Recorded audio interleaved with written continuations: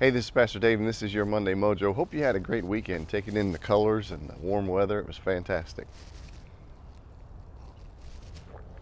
I have a question for you.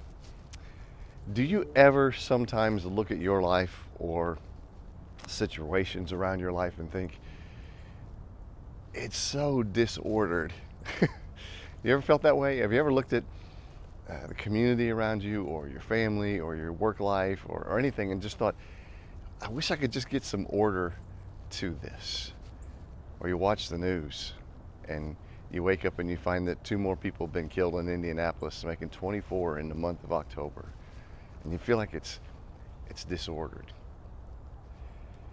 Well, I was watching a young man the other day who, his name is ChristianMcCaffrey, and he just started playing football for a new team.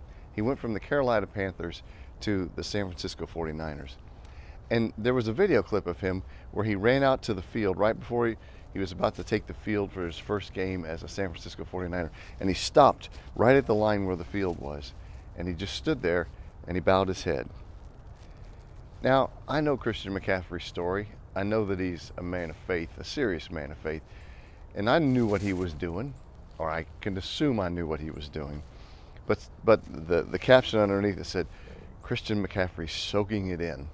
It was like, no, that's not really what he's doing. I think he's probably giving thanks to God for this opportunity. He's probably asking that he use it wisely because he's a man of faith and he prays. Karl Barth, the Swiss theologian, said this: to clasp the hands in prayer is the beginning of an uprising to the disorder of this world. Think about that. To clasp the hands in prayer is the beginning of an uprising against the disorder of this world. I heard that from the gentleman who wrote this book, Praying Like Monks, Living Like Fools. I highly recommend it. It's a very simple tutorial on how to get a prayer life going. But I was thinking, when the person who wrote that caption for Christian McCaffrey thought he was just standing there soaking it in, and maybe it's because there's just so few of us who really take prayer seriously, myself included.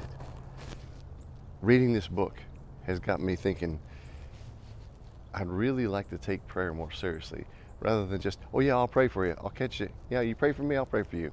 But to really have a serious walk with God. Not only would it take care of the disorder inside me, but it might give me some understanding on how to live in and address the disorder of the world around me. All I can tell you is that I've been a Christian for a long time, but as far as a prayer, I'm a novice. I'm going to start learning. And I believe it will change me, if nothing else. So think about it.